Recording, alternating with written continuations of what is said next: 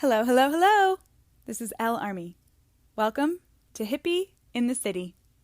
I'm joined today by Michael Clement. Michael is a psych instructor with the New York Sports Club, a metaphysician, which is a lovely play on words to encompass all of his metaphysical healing expertise. He's a trained Reiki healer, tarot card reader, and an astrologist. He offers many types of healing sessions that you can find on his website, mindful-michael.com. That's mindful-michael.com. My personal favorite being the custom mala bead process. He reads your birth chart, which is amazing, and then you do a life coaching session with him. And once you've set your intentions, he creates a mala bead bracelet just for you. He's an Aquarius, and he uses his altruism for raising the consciousness in everyone that he touches. Please love Mindful Michael.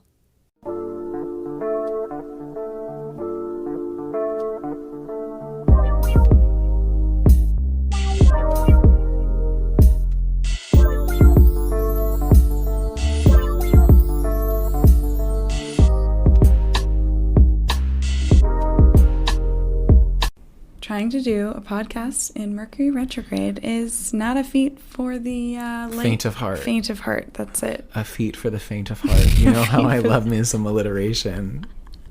I also feel like with how much we both love metaphors and also get tripped up on them. Oh, yeah. Oh, God. I get so lost in a metaphor.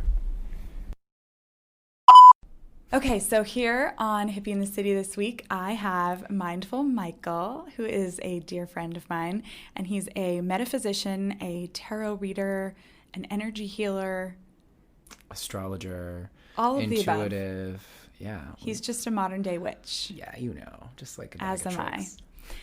So we fell in love over crystals and over energy and over speaking the same language, shared reality. Really helped. I mean, it was like a birthday present or something, a present of any kind, because it was like, oh my gosh, I don't have to like explain some of the words I'm saying. Yeah. Because we could just riff and go in another, our frequency vibrated so high. Even where our language doesn't match up, like where our words don't match up, we still were able to really see like what each other meant and like kind of follow along on a deeper level. It's shared reality. It's a type of like intimacy. Yeah.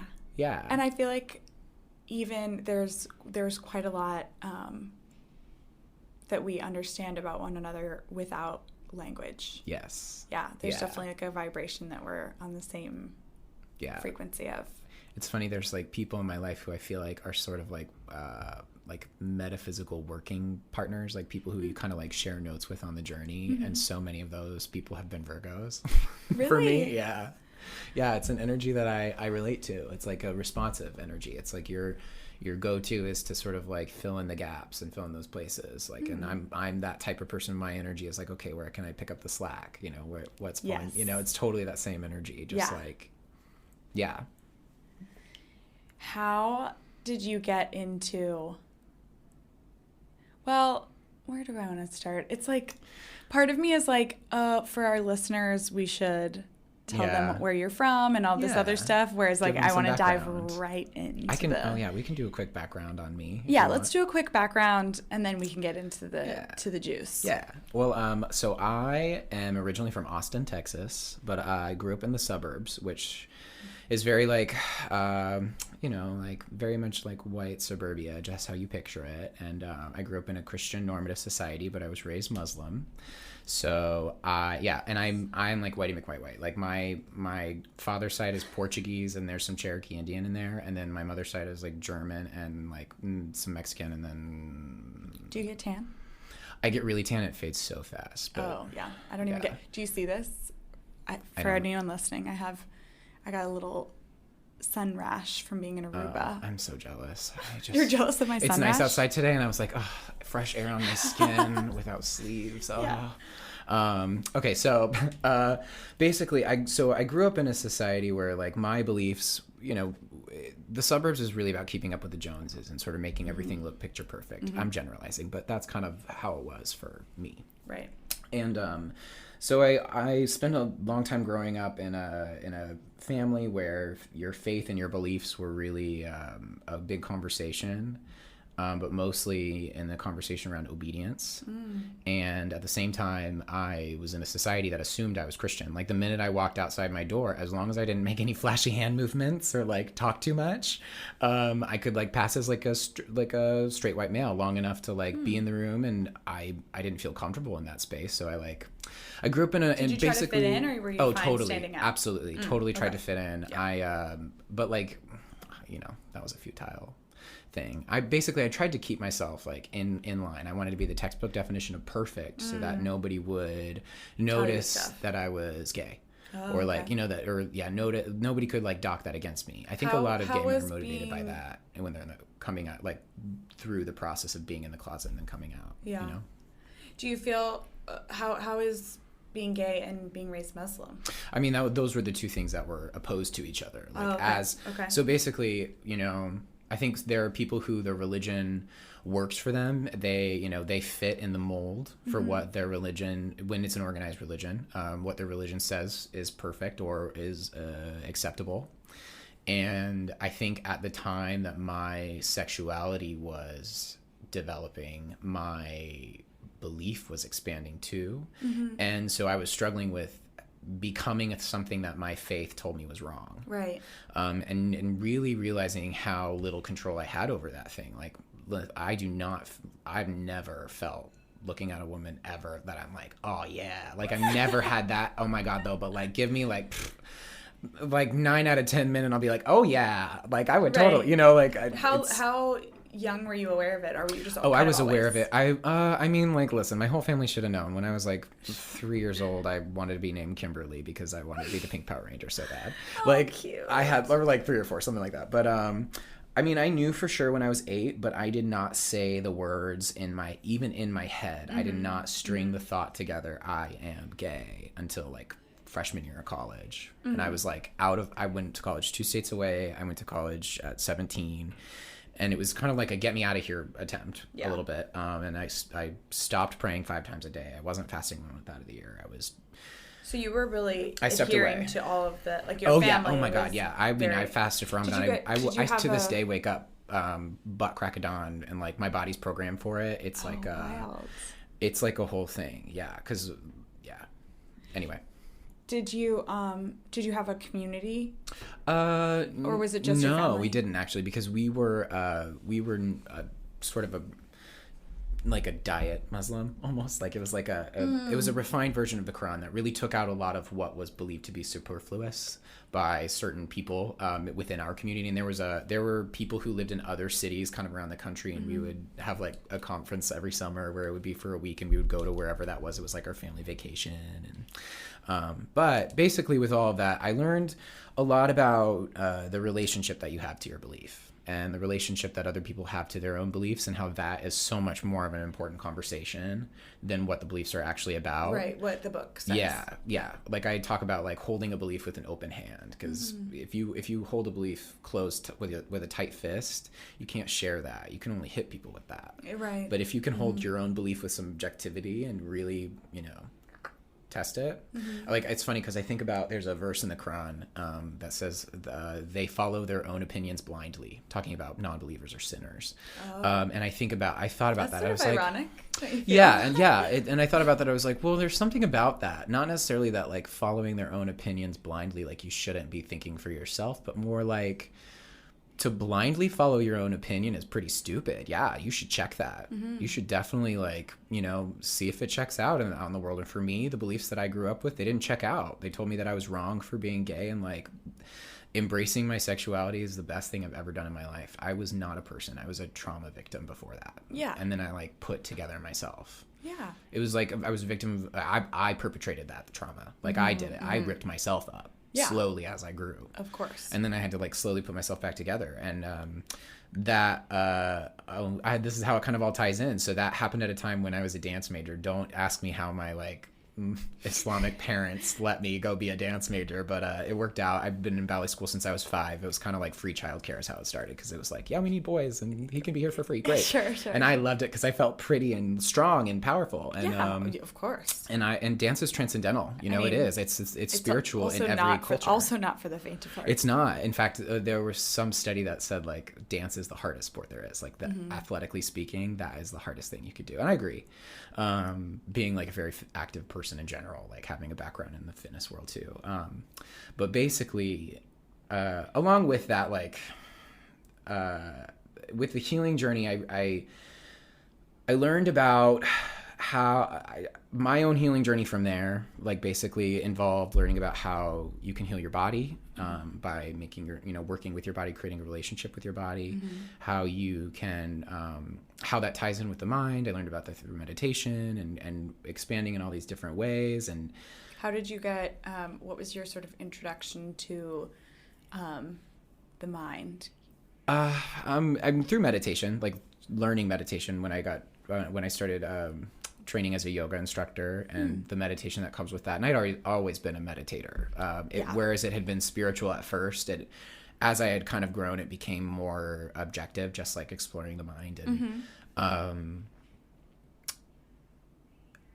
then I started understanding chakra theory. I started studying astrology when I was young. I've always been interested in it. Too. It's just you're nerdy about it, and it's kind of like it reminds me of like Pokemon cards or something, like how like we've like all of a sudden woken up into this new age where people are like, oh, Pokemon cards are cool, whereas before you were like the nerd in the corner. And it's it's like, Michael, what are you playing with over here? Oh, these tarot cards. It's like, oh, those are cool. He's like, you guys like this? Cool. Like, anyway. But what I think astrology was a unique thing. You're for just me to be reminding studying. me that my childhood best friend Jenny, who's also an Aquarius, is the person that got me my first astrology book when we were children. We're just Aquarii. It's the Aquarians. We're just gonna spill the tea all over you. Yes. Sip it. It's because I'm Aquarius rising, so I just like feel it. So there's something about that, like when you have the energies that so what I was gonna say is when I found astrology, what drew me to it was that it was a topic or a subject that matched the way my brain worked, because I don't think linearly, and I think for a long time like I started talking later, like I had a hard time putting things into linear thought, and I still kind of do. I learned how to do it enough to like be good in school, because this is why we communicate on the same level though. Because we can think in clouds. It's in space. Spatial thinking is kind of what I think of it as. Like I think in energies and flavors and vibrations, and astrology is like that. Chakras are like that. Tarot's like that. It's all talking about flavors and categories and how the energies kind of have a through line. And understanding how all of those things wove together just sort of propelled me into my own exploration each time I dove into a different modality, be it yoga or meditation, even spin. Like, come take a spin class with me at Psych Fitness in New York City. It's like, it's honestly... It is absolutely amazing. It's it's Reiki. I Reiki my It is. The way you teach is... It's like church. We're moving energy. Yeah. You're like, okay, I'm going to put my body in motion, and then you lead in a way that helps everyone's energy kind of vibrate on a similar frequency, instead of like just creating it like a rave. Like a lot of people have it as like a dance party, which, don't get me wrong, we all love. Come on. There's gonna be some Kelly or some Brittany, and you're gonna have a good time. You'll laugh. You'll cry. But you do kind of use your powers for good with cleansing, because I definitely feel like there is a shift that happens in class that is more... Well, you're there to lift your vibration, right? You're there to raise your vibration, and that anytime you go work out, the way you feel after the workout, you could have, in theory, vibrationally speaking, you could have felt that way without the workout. But the workout is your excuse to feeling that way. So the goal is to lift your vibration so much that you get there and go much further than you could have. Yes. Just making the excuse for yourself. Yes. And that lift and vibration comes from focusing your energy and opening yourself at the same time. So like when you're on the spin bike, you're focusing your energy into like that road that you're riding on. Like I think of like, I use the metaphor of Tron, that movie Tron, where they're like on the motorcycles on that laser pointed line and they have to be on that line. It's like your energy's like that. And we live in this world where our focus is so divided between phones and you know, ads and billboards, and there's everything is trying to capture our attention. That's our most valuable currency, is attention and focus. Yeah. So in, you know, any physical activity, that's what you're trying to hone in. That's why yoga, you know, you're trying to focus in and be in your body. It's about being in your body, not trying to escape out of it. That like meditation is like getting so in your body you go out again. Would you agree that there's also a time and space to get out of your body? Totally. Yes. Okay. Oh my God, yeah, no. But you have to go but in you your are body to you are understand. a spiritual being having a physical experience. Your physical body is the vehicle. It's the and I mean yoga is a tool, is a technology for the body. Yes. Like if you've ever done a Kundalini Kriya, like that is technology for the body. People that don't know what a Kundalini Kriya is. Oh, yeah. So like Kundalini yoga is a type of yoga that's based on breath and body movement. It's very specific. I'm not an expert in it. Maybe one day I will be, but it is very powerful. I would say that it manipulates parts of the energy body that creates a flow that releases significant resistant energy. Yes. There are tons of different sort of sets of exercises that are already described for different things. Like I've done a Kundalini Kriya to make your aura bigger and stronger. I've done Kundalini Kriyas to like bring in abundant energy to you. And like I definitely have seen the results of that. Would you say, like for people that are listening that feel like the word Kundalini is something dirty or sexual, can you explain maybe what that is? So Kundalini energy, it's like a universal source energy. It's a type of energy that human beings have the ability to access to. So your body's like an energy. Is it typically coming from your it starts at your root. So or it can. Everybody experiences it differently. Everybody has a different relationship with it. I think that the people who have created the practices of Kundalini yoga have a way of viewing it that their practice then creates for the experiencer who's going through their practice, if that makes sense. But the way that I work with all of these spiritual things is I encourage people to safely find a way or safely cultivate their own relationship to it. Right. And so with Kundalini yoga, we think that it's dirty because the only time that a human being is going to naturally access this kind of energy, not necessarily the only time, but usually it's related to some sort of sexual activity. Right. Because sexual activity is pure connection. Yes. It's human connection through spirit. It's a powerful thing. It's a thing that, it perpetuates our species. Yes. Right. It's the act of creation. So it's the closest thing that we get to God. Yeah. So the idea is that that's like a God force moving through us, a type of divine source moving through us, that when it does move through you, it permeates into your life. It changes your perspective. It opens you up. It makes you more in tune, empathic, even telepathic at times, where like after I have like some real good sex and like I have that rush of energy. And I definitely have experienced the difference between masculine Kundalini energy and feminine Kundalini energy. And feminine Kundalini energy is way more fun. Oh my gosh, it is so It's saucy. Because it takes me hours to get back in my body after a real good run. But like there's a way to harness that energy. Like I definitely leave feeling experience, more though. powerful. Like for days, my classes are better, my healing sessions are better, my conversations, my ability to be in tune with people and really present with them changes. Yes. And it's profound, and it can be accessed through other practices by yourself. You can find that. It's always more fun when it's with somebody. But that needs to be somebody that is conscious of the power of the energy connection. Yes. It's all about having a higher vibration, a cleaner vibration. Cleaner being like not junk foody, if that makes sense. Yes. So you can't just you're not going to have a Kundalini experience, unlikely, with like the stranger from the bar. But you never know. You could. But it might be right. But like if you're trying to improve the odds, yes. you need to have somebody that has that intimate connection with you. Anyway, who knew we'd get to Kundalini yoga? Oh my God, so quick.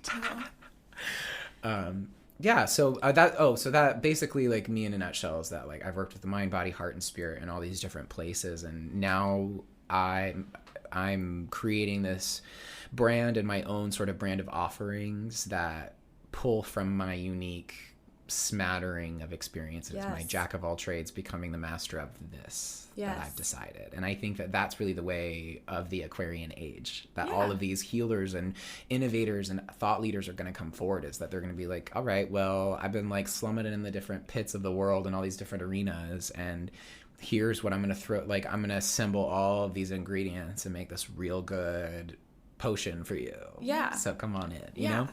Like, instead of just being able to, like, make some cash money. Yeah, because I think let's take... Because the alternative to that is to really steepen the traditions of an individual particular practice. Like, and it's tricky because you have to become a legitimate expert, but you don't have 10 years to delve into some of these things. So you take where you have invested time and make those your strongholds. So my strongholds are like astrology, tarot, and working with the body. So I have the two extremes, right? The spirit and the body.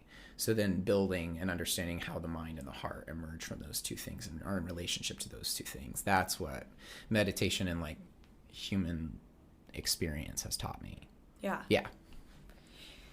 So tell us a little bit about your hopes and dreams with Mindful Michael, what your kind of, like, Aquarian ideologies are for this new brand and community that you're building. Well, so I will say that I think with Mindful Michael, I'm interested in creating a new kind of conversation, because what immediately emerges from working with my clients, any conversation that I have with anybody inside the Mindful Michael sphere, is this idea that you are here to grow, and you're here to fuck it up, you're here to get it right, and you doing either of those things is equally good on either side. What is Earth? Earth is a big school for souls. It's like Earth University, welcome, and it is the hardest university that there is in the galaxies. Yes.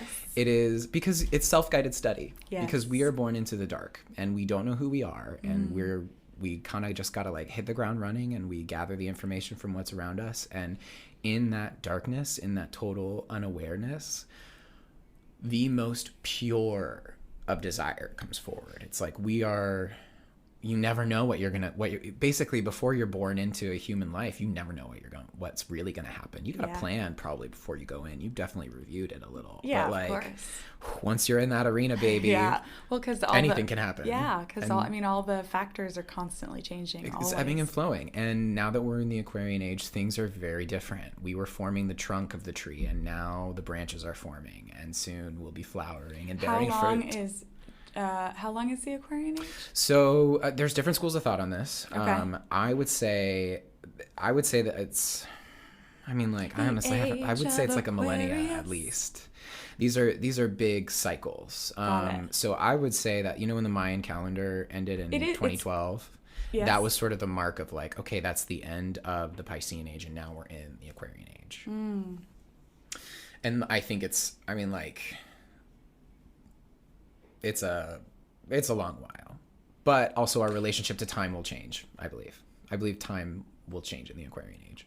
I think about our relationship to time all the time. Well, our relationship to time is perceptive. It speeds and slows. And now that we can contact each other from all over the world in an instant, time is really ready to warp. It's interesting. Oh, darn, I did not read one of those skimmers with an article, but one of my friends sent me this interesting science article that was talking about how quantum physicists are really understanding how the future is present now, how the future exists now. Like being able to jump into it. But the quantum physicists are being able to, like, track it. Yeah, I didn't read enough. I'll go back and we'll meet again, and I'll be like, first things first, let's clear this up. But it's all, you're trying to grasp at something that is really hard for the human brain as it's evolved now to really conceive. And I think that once you get to that point in the study, you need to turn back around and kind of, like, keep your eyes on the paper where you are now in the test. Like, Oh, don't be on yes. page 2 of the exam and then fret about page like 60. Mm-hmm. So, like, we'll get there when we get there. When you know? re-listen to this podcast, you're going to go like, oh my gosh, I need to take my own advice. Oh my God, totally. I love when that happens. That's honestly, it's so interesting how, since I've stepped into this work, how my clients and their journey is reflective of what will be happening in my life at that time. Yes. Like, and literally where like somebody will give me advice and I almost feel like I'm stealing, but I'm like, oh, that was for me and it was for them. That was for me and for you. And for you. No, it's funny how really it's all just for me. It's like in my spin classes, when I give form cues, it's just a reminder for me. I'm only saying it when I need it. And it's just like, yes. But then everybody's like, oh, thanks for reminding me. Like, you say it so much, it's so good. I'm like, well, thanks.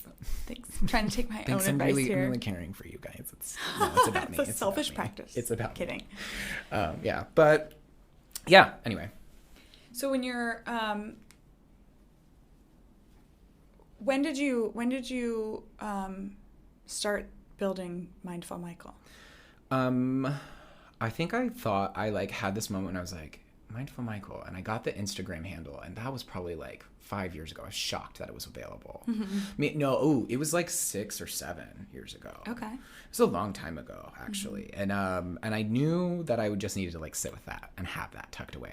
I was really conceiving it. Did really you have another handle or no?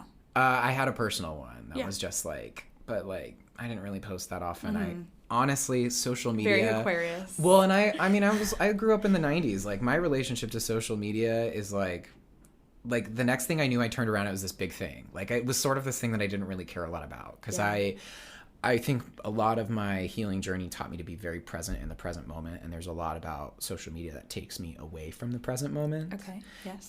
In a way that used to be very unhealthy and sometimes can be still unhealthy. But I think because I was going to be I knew that whatever it was going to be in the field of spirituality. Mm-hmm. So I had to be careful how I approached it because you're kind of you're held to a higher standard when you're trying to deal with spirituality. Yes. And I think just thinking about any time I've ever done anybody wrong or anything like that held me back for so long. That's so heady. Those things, totally. But then there was a point when I was like, okay, so then I got a website domain around it, mindful-michael.com, but it probably sat there in like really like shitty basic versions for a long time. Because I've been honing kind of how I want to honing who Mindful Michael is, the baby's still being raised. Like, it's not ready to like go to school yet. Yeah. It can't like walk yet. Yeah. But, and I will say that looking back, I think I did this anyway, but I wish that I could have given myself the advice is like, let the journey really lead you.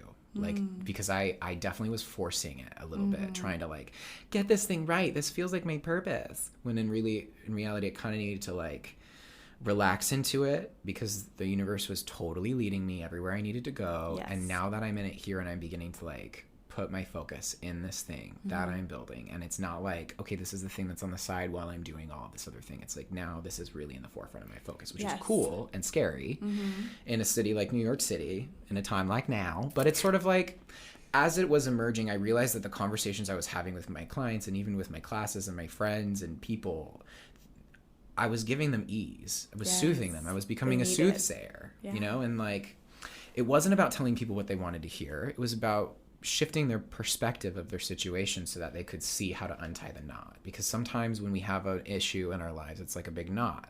And when we're sitting looking at the same knot for too long, it's very frustrating. And if we pick at it too long, we'll start to fray the string. And then sometimes you make it tighter. And so I realized that what I was cultivating inside all of these practices was how to find the knot and unloosen it from mind, body, heart, and spirit, all angles. Yes. So that even if we don't untie the knot in a session, you leave with that thing so loosened up that you feel like that you can pull kind of anywhere and it's not going to be too scary. Yeah. And like in this metaphor, when a knot pulls tight, that's the kind of thing that triggers like a panic attack. Something like where trauma is triggered and touched on. That's when like people do things like disassociate. Like that's because their energy's knotted and they can't. And until you can really understand those knotted energy centers and foresee what's going to trigger them, you're going to keep tripping over triggers. Totally, because the universe wants to help you untie the knot. So Yes. it's going to keep putting the opportunity in front of you to do that. And basically my focus was, when I started developing my healing sessions, there were a lot of pieces I took from it, and I realized that if we can relax the body and we can relax the mind, when it comes to, we can touch on those knots, and it's not going to create the big response where you're left crying for a day and a half. Yes. I would say the only kind of responses that I've had people have are where they sort of have this like rush of energy that feels anxious, and it makes them take actions that they needed to take.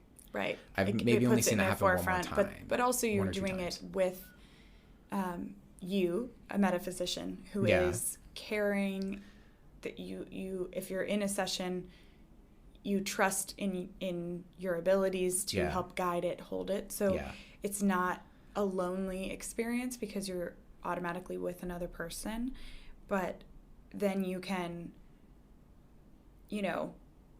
look it in the face, that anxiety or that trauma or triggers, however you want to define it, and go like, man, I needed to unpack that shit. And you have somebody who's sort of holding you accountable to it, because it's and it's not even like holding accountable. It's like, while you are airing out whatever you need to air out, they're holding the space. I'm holding the space for your wellness, for your higher, for your overall well-being. That's what Reiki is. Reiki is somebody who is so attuned to your own well-being that they can move that vibration into your cells, into your energy field. That awareness, their awareness is what opens the channel to let that in, because everything is well with you.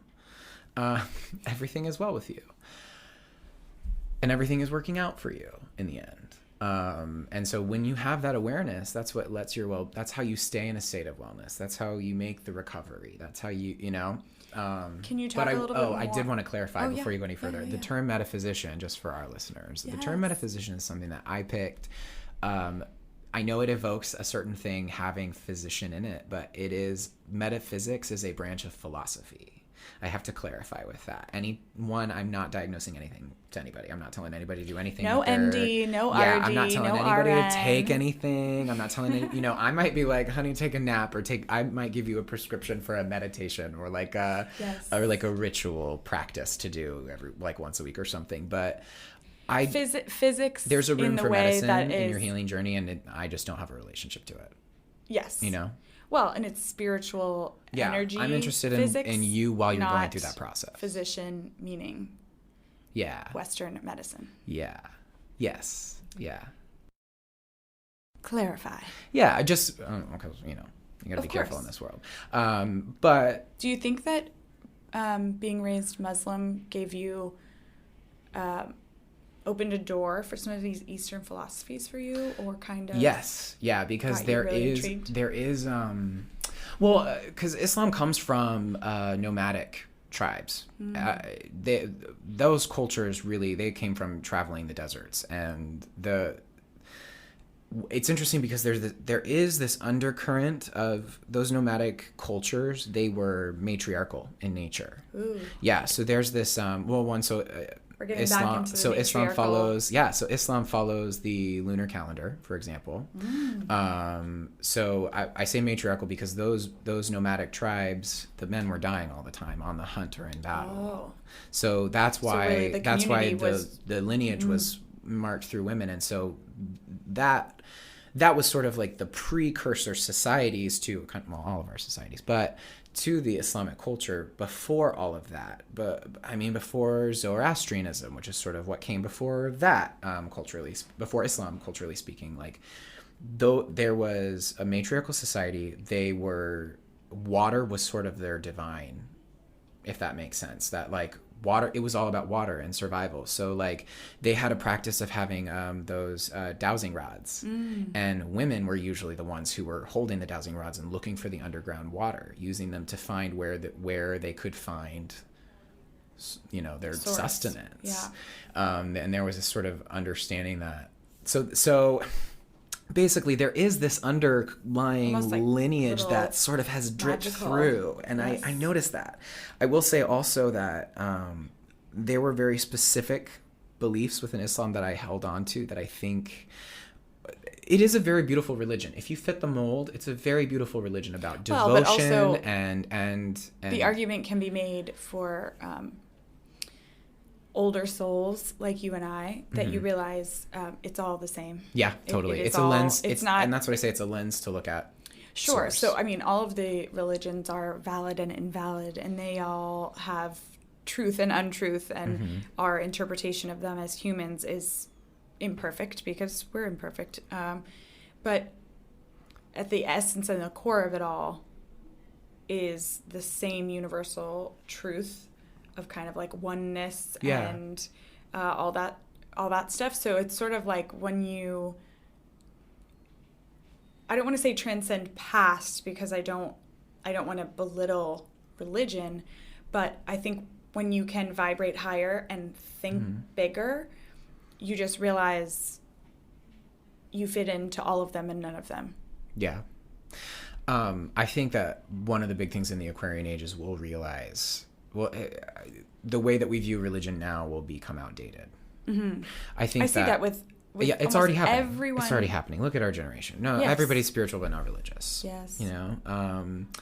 And it's because religion is it's tradition passed down. It's not like I'm interested in a spirituality that's self-discovered because you have your own. It's we each have our own opportunity to have a unique viewpoint of source, and that is the fucking point.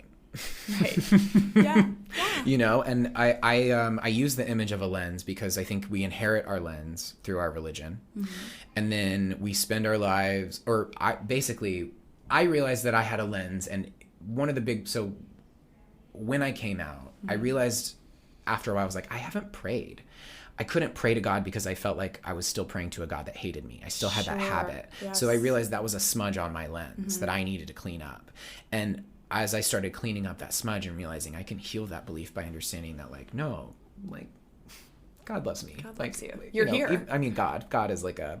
Right, you know, as in, yes. If we're going to play the game of God and human. Your own understanding of God. Yes. And as I had that shift, I realized, I probably have some other smudges and probably some cracks on my lens. And I started looking at other people's lenses and really seeing how their lens served them. And then if it served them very well, it's sort of like how astronomers, they can measure the distance between stars and galaxies because they take pictures from different spots, different perspectives, and then they calculate the angles to find the distance. Just like I can use your lens and your lens and your lens and your lens to get a different angle through discussion and through noticing your relationship. I can see, is that a smudge on your lens? Is that a crack? Oh, maybe that's a smudge on mine. Oh, I didn't notice. I didn't realize that I wasn't seeing that clearly until I saw it clearly through yours. Yes. I'm going to clean that up. That also just creates a wonderful... did my thing just go out? No. Okay. Wait. No, it didn't. You're good. Mercury retrograde. Mercury retrograde. It just came in to remind us. I did. It was a little... Yeah, it was like a little... Get back on topic. Yeah. Hello. No, but I think that's a wonderful way to look at... relationships to others as lenses, and in sort of an exploration of lenses in reference to your own, because then if you meet someone with a different lens, it's neither right or wrong, good or bad. Otherwise, it's just a way to compare your own without judging, and then just sort of find the commonalities, find the differences, and it is what it is. It's not a black and white situation. It's not. It's honestly just a way to connect and for us to learn and grow, which is the whole point. Exactly. So I think for something I really want my listeners to take away from all of this in building my community with Hippie in the City is that passing judgment doesn't get anyone anywhere, and it really does a disservice mostly to you, the person judging, and to be able to talk. Oh yeah, everything's just a mirror for you. Yes. But sometimes I think that can be scary when you say that to people, like, oh, it's just a mirror, because they don't want to look in a mirror all the time. Yeah. Whereas I think your metaphor and your analogy for the lenses is really nice, because it sort of removes it one step further from self. And I think there's a lot of people that I want to help heal that have never done this work before, that have never looked at it. So I want them to know that it's okay to look at someone else's lens that is very different from you. Yes, and how to not let it take you somewhere different. Or make you angry, or make you scared, or make you anything that is going to hinder your own growth. Yes. I will say that what I noticed in the healing community was that your relationship with your lens is everything. Because there's these conversations about like, okay, so where does spirituality factor into healing? You know, people are talking about like when people are going through chemotherapy treatment. I think when I talk about spirituality and destiny and some of these big words, I see in people's faces and in their eyes, they're like kind of like, whoa, you know, they give me kind of a thing. And I'm realizing some of the language around it that I'm using that can be more helpful is to talk about healing, because I think we all know we need to be healed. We all want it. That's what we want, our pain to go away. Yeah. And I think using that's sort of my main cornerstone with any of these discussions, is to help heal. Not necessarily to, because it can seem like a really big feat to be more spiritual, or you know, like, and that's the other thing is that vibrate higher. You're like, what the hell is all that? So like healing is a really good, it's just like the best lens, honestly, to do this work through. I think the other thing is, and sometimes when you get into like the thick of helping people, you lose this, but keeping it light. Humor has a place in healing. Yes. Humor has a huge place in healing.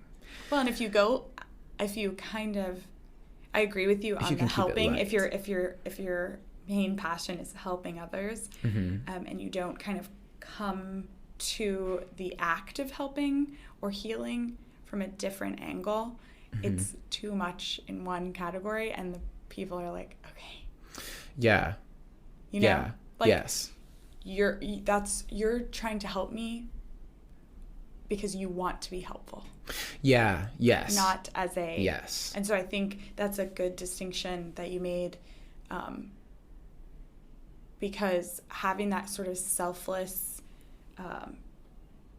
space that you create when you're doing any of your services, when you're helping to heal someone, whether it's in your psych class, in a Reiki session, in tarot, you really create that space of like, I'm helping you help yourself. Not I'm here to help you. In fact, I worked with a woman who she says like, you healed me, and I said this to her a million times, that I'm like, no, you healed yourself, honey, and I am the excuse that you are using. Just like there's an excuse to feel in the workout class, like there's an excuse to hang on to. If you need me to be your excuse for a little while longer, great, but in reality, honey, you healed yourself. It's so empowering. Yeah, and I tell any of my clients who come in with anything really heavy, like I've worked with women who are going through chemotherapy treatment for a brain tumor. You know, I've had women who are dealing with 3 years of failed IVF, and they're coming in, and I'm like, I'm not going to fix your problem. You are. And I'm going to show you where it is. And you know what? It doesn't, because here's the thing is that once you get down to understanding it, like once you've, as a healer or a practitioner of any kind in our world, anybody who's doing the work of sitting down with another person and helping them alleviate the stress of being human. Yes. Or helping them further say that on again their for journey. the people in the back. Yeah, anybody who's like sitting down to have a like to hold space for somebody else to help them alleviate the stress of being human. Amen. You have to, so like really in reality, like you have to create your own lens within that, and in the strength of your belief around your lens creates the effectiveness of what you're doing. Right? Just like if you really believe, if you have strong faith, your prayers will be answered, right? It's the same idea. That's why witches who use the power of ceremony or ritual to achieve their things, see their spells come true.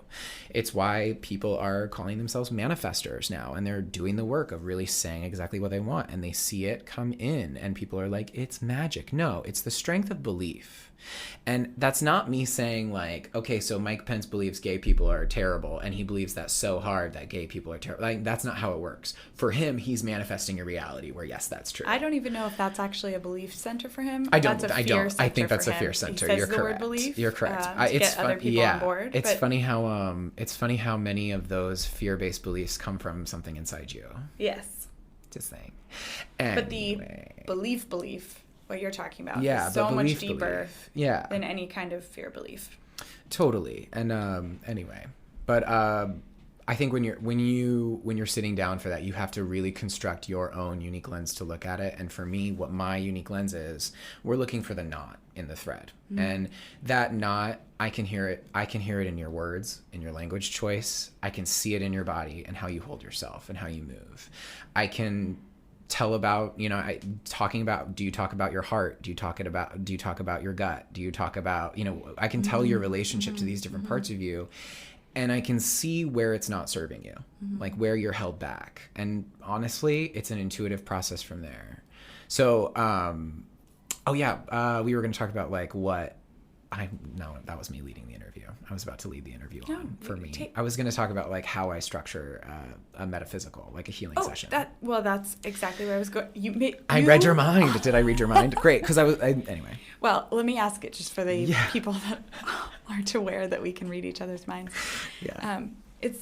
I will say, side note, it's entirely difficult at times to be conducting an interview with two psychic intuitives who can read each other's minds, because we have to create an actual verbal communication for the listener. We have to follow a linear conversation. If anyone was watching this, you'd see me in the corner quietly raising my hands and doing all kinds of expletives because I'm trying to let him speak in a way that you can understand, as opposed to interjecting. And I'm like, don't get lost in the metaphor. Stay on the line in psych class. Yeah.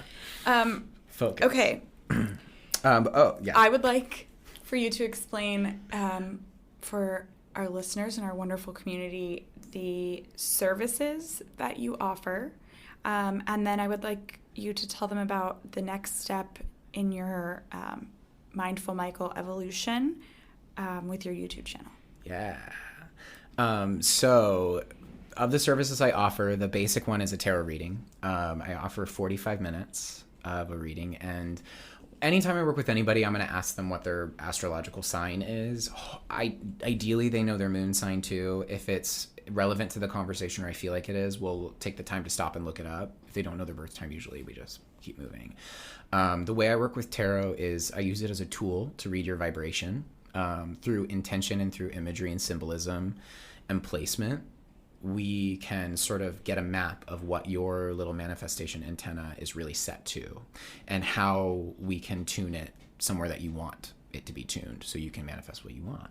So if you've got a burning question and there's a problem going on, usually we're going to use the cards to read the vibrational tune of that particular part of your life.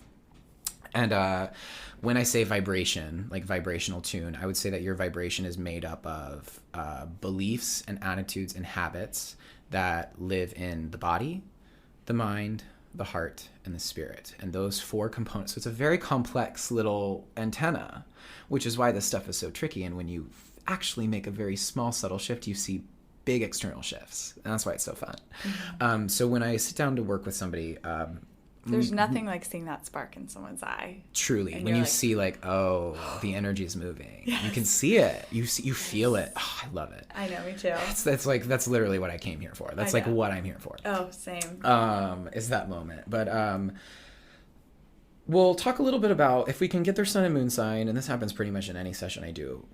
If we can get their sun and moon sign, it's really important to talk about the balance between those two, because it's really your masculine side and your feminine side. And I'm definitely different from other astrologers in my saying of that. I connect your birth chart to your energy body and sort of see how those are related. Not necessarily per chakra, but kind of how you process energy. And I really look at the elemental balances of the signs first and foremost, and how those elements interact with each other. Because it says a lot about you and how you process energy, where your pitfalls are, and how you can use some of those things to your advantage. Like somebody who has water and fire, it's very interesting because they can get really like, that's steam. You know, that metaphor is steam. They can get overheated and burn themselves out with their own because they're so emotionally invested in parts of the process. And if they can learn how to know when to be fire and when to be water, they can understand how they are not stuck in one steamy version of themselves. They can actually move and between the two, swing and like a pendulum. Yeah. Anyway, so that's one example. But then with tarot, it's pretty straightforward. I believe the future's in flux, so nothing is set in stone. People are very afraid that the cards are going to tell them something bad. And I say, it does, my friend, you can change. Exactly. And in nature, anywhere there's a poison, the antidote isn't too far, right? So it's like, you're not going to be given a problem without a solution. At the end of the day, everybody's intention in that sit down session is for you to find ease and the path of least resistance. So we're going to get you there. This is a lot in 45 minutes. Listen, we do a lot of good work. We get into it. Yeah. That's why I honestly, and that's what encouraged me so much to keep pushing forward in the social media thing, is because not only are you building a community, but you're building people who are up to speed with you in your conversation. And it's so fun. Yes. So that's a tarot reading. Yes. And then the next thing I offer is a metaphysical, which is my healing session. Mm-hmm. So we first sit down. It's a conversation. I do 75 minutes because an hour is too short and an hour and a half feels a little too long. Mm-hmm. So we start with a conversation. I usually, if you're working with me at this level, this is probably the most intimate that I work with the people. So like I have your birth chart already. I kind of have some notes generally. And when we first sit down, we'll start talking and I'll shuffle some tarot cards, and it's sort of like the triage of the experience of where we kind of start to circle around before we dive right in.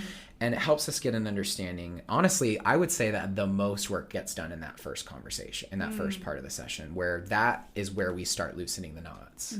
And then the foundation of the practice is restorative yoga, which is basically like nap time on steroids. If you've never done restorative yoga, I know that yoga makes you think that you're supposed to like, I know that like it's like I put it in the realm of like self-care that you would like a massage or a facial or something. Like it's a type of more necessary, but so much more necessary. Like when I trained in restorative yoga, I was also training at psych as a spin instructor. So I was going through the restorative training on the weekends, and our first weekend of training, I had just been approved on the schedule at psych, which means that I had been spinning all day long every day for like ever. And then I was teaching like a ton. And so we did a 2.5 hour a restorative yoga session at the beginning of this training, just like a class to just like experience it. Right. I was like floating up the stairs afterwards. So she was like, okay, we're going to break for lunch and we'll come back. And like, I was I have a whole new body. My legs are new. Like, and I didn't roll out on a foam roller and like hate my life and grit my teeth and scream while it happened. I relaxed my body. Yes. I fell in and out of sleep, and like I got to really ground. Being able to stretch that time out between being awake and being asleep is kind of the cornerstone of restorative yoga, so that you are like in active meditation almost, so that you can, there's so much healing power in that space. Yeah. So scientifically speaking, what we're doing is we're relaxing the body so much that on a neuromuscular level that like your muscles are softening, your fascia is softening. We're getting the fight or flight completely out of your body, because you always have this level of a little bit of like fight or flight going on. That's what, when we did the episode with the Within founders, Sherry and Michelle, and then Katie Sands, Dr. Sherry Auth was talking about the two different modes of your nervous system. Yeah, sympathetic and parasympathetic. Yes, is where we need to live more. And so that acupuncture is another modality to Yes. helping get into that. Yeah, and I would say in acupuncture, what is it? Say it again? Parasympathetic. and Parasympathetic nervous yeah. system. Yeah, don't ask me any further questions into that. Yep, that's it. That's all we got. You can go back and listen to the episode with Michelle and Sherry to learn more about that. Yeah, it's funny. I feel like maybe Chinese medicine or acupuncture is like in my future to study when I'm ready to like. Always learning, never done. Never done. Not for perpetual student creates the perpetual teacher, right? So the metaphysical. So once we've done the triage, we go into restorative yoga, which is bolsters and blankets and pillows and all the just deliciousness, creating a pose where you are completely relaxed. Like, honestly, I do a little restorative for myself every day, and like I feel so lavish. So with restorative, we're also doing hands-on assists. So the hands-on assists are inspired by Thai massage, like same kind of concepts of like body weight sharing, really getting the body to lengthen. And just that part of the process, honestly, just that part of the process can be so healing for most people. You don't even have to focus on putting any energy into them. But what happens is when I'm in there, that's when I can start to feel the energy currents. That's when I can start to feel kind of what needs to loosen up. Some of it's about, well, there's kind of layers to the practice. So Reiki wasn't always a part of it. I went through a Reiki attunement process to add to this, basically to be able to say Reiki, even though I personally feel like it was a flavor that was already kind of in my palate. Okay. There's a color on my palate already. Yeah. So prior to that, I went through this pretty big experience where I like left New York and I had this sort of like breakdown / spiritual awakening. You know, the classic like thing that many people go through. Was it the beginning of your Saturn return? It was when it was really starting to gather. And that's also when Mindful Michael was coming to fruition. Like that's when I conceived my custom mala process, which was the next thing I'll talk about. Kind of where I really started, I mean, that's when I really started getting my intuitive awakenings. That's when I started having things like past life recall. That's when I started having really big telepathic experience. That's a whole other episode. That's a whole other experience. Like whole life. Other, seriously. But I was having these very profound shifts. And while I was going through that, I lost my train of thought. Sorry. So I like left New York. I left New York, went to Austin, and then as I was like, I had that experience. And in that process, thank you. There we go. Now I'm back. So in that process, I would really call it a shamanic awakening. Okay. So at that point, that's when what I was creating as a healing session had that shamanic element to it. What a beautiful outcome to your sort of really crazy, tumultuous experience. I mean, that was it. That was why it was happening. It was a purging of the wounds. So don't be scared of your crazy. Dive right into the shadow, man. Anybody who's a light worker who fears their shadow, don't trust them. If you are a quote unquote light worker, it means you fight in shadow. You go into yourself. You dive in. You know, because that's the only way you're gonna find out you're the light. Anyway, so basically, I incorporate some shamanic healing. There's Reiki. There's something that some people would call psychic surgery, quote unquote. I would say that what I'm doing is I'm rebuilding certain parts of the energy body. So sometimes you might have a chakra that's kind of got some like wonky programming in it that I would perceive it as, I would see it as damaged. I would see it as having chunks out of it or something, depending on kind of what happened. The image is changed person to person. Yes, of course. But basically, we're moving through different poses throughout the process. There's different hands-on assists. Sometimes I use guided meditation. Basically, I was like, I want to have the chance to just take everything in my arsenal and just throw it at somebody who needs it. Yes. And so that's what Metaphysicals became. But before any of those things started, I had meditation clients, private meditation clients. Okay. And this started when I was in Austin going through that breakdown process. And I have always worked with mala beads, the meditation beads that I have here. They're very noisy and clangy, but they're fun. Let's have everyone listen to these. So what are they called? Mala beads, MALA beads. They Beautiful are mala beads. very similar to their same idea as a rosary, and it's a tool for meditation. Just like a rosary keeps you like on track in prayer, a mala bead is meant to keep you centered in a meditation. And so every morning I'll have a mantra for the day or an affirmation for the day, and I just go through from the start, like starting to finish. It's great. It centers me. And I had started working with it when I went through yoga teacher training, and I was going through this process. And when my mala beads, the idea is when you work with mala beads, eventually they'll break. And when they break, it signifies the breaking of a cycle. It's like a release from old karma. Does it make you sad? No. Well, the first time it was pretty jarring. Like I just wasn't expecting it, and it's such a profound moment. That just made me emotional. Yeah, mindset. I was like, listen, every single one of the ones that I've made or worn have broken at a significant moment. Wow. If not at a significant moment, then like a significant turn of the page in somebody's life. I need to get some Listen. Okay, so basically this process, it's kind of my favorite. It's very involved. It's a birth chart interpretation. It is a life coaching session, and it is the actual mala beads themselves, all in one session. So it starts with a consultation that I do. Are you giving the person the mala beads? I ship it to them, yeah. Oh, yeah. beautiful. So we do a consultation over FaceTime or Skype, or sometimes in person, depending, where ahead of time I have their birth chart, and I will do some research on that front of kind of things that I want to talk about or things that I think come up. Yes. And then we go into the conversation where first I kind of break down their chart, talk about their sun sign, moon sign, Mercury, Venus, Mars. We usually go all the way out to Saturn. I don't really get too much further than that. Just talking about how your energy balances itself, how your energy is expressed and perceived by others, and how you can use that to your advantage or not. It's a lot of self-knowledge. I find that a lot of people come to the well to understand themselves better. And that is such a valuable part of the process. Yes. And then after we've done that, we then talk about, okay, where are you in life? What on your life's journey? What's your focus? Where are you looking to traverse next? And where are you currently? So it's like we're creating a map.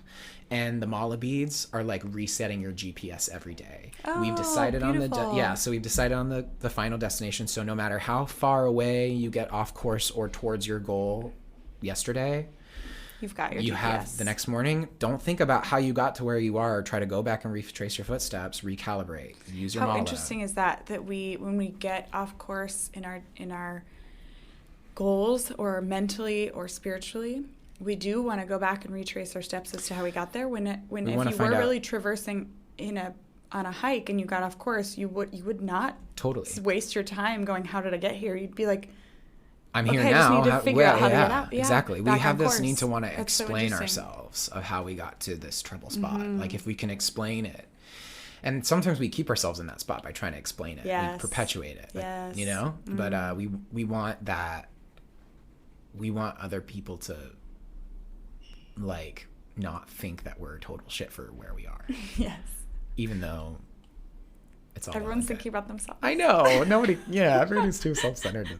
Thank God, right? Anyway. So those are like the three things that I offer. And you can find them on the website mindful-michael.com. Correct. It also has a link to his Instagram and YouTube channel. Yes, which I'm really excited. So if you follow me on Instagram at mindfulmichael, all one word, you will notice that I have a series on Instagram TV called Meta Mondays. And it is amazing. Thank you. It's fun. And it's a weekly astrological forecast. So I'll talk about what's happening astrologically that week and usually give you some food for thought. So with Instagram TV, I've been having to keep them like short and sweet and tight, right? And then there's always so much to talk about. So we're moving that over to YouTube. And with that, we're going to have some expanded content. And to keep up with it, you can go to my website, like Ellen said, mindful-michael.com, and sign up for my newsletter. It comes out every full moon and new moon. And Which is only twice a month, people. Yeah, it's like very doable. Know where the moon is. If you want some magic to happen, just know where the moon is. Yeah. But in my newsletter, you'll get a little blurb about what's going on for that particular moon. You'll also have an exclusive zodiac sign forecast, which won't be showing up anywhere else. I also have Teroscope Tuesdays on Instagram, so there's a weekly sign-by-sign thing happening there too. But this is on my newsletter, and it's special. So there's that, and there will be like a little ritual or practice or something like that, some sort of like thing that you can do special for that moon. And other fun things happening. So then your YouTube channel is going to be weekly with the Meta Mondays. So every Monday he will have a YouTube video come out for Meta Monday. Yeah. And then on Instagram he'll have Teroscope Tuesdays. And then when you sign up for the newsletter on mindful-michael.com, you will get your bi-monthly newsletter. Full moon, new moon. Yeah. Just making sure that you know where things are and what's going on. I can't have you uninformed in the Aquarian age. Oh my gosh. Girl, get on board. We all need a leader, and Michael is the perfect one to take us there. Oh my God. through whatever channel you want. Astral travel if you must. If you love our podcast as much as we love you, please subscribe. Spotify, you can hit the follow button, and on Apple Podcasts, you can click the 3 dots on the right and click subscribe. Because numbers matter, people. We live in the Matrix. Also, if you'd like to support us so we can aim to run ad-free episodes, go to anchor.fm/L-army/support. That's anchor.fm/ELLE-ARMY/SUPPORT. Peace and love.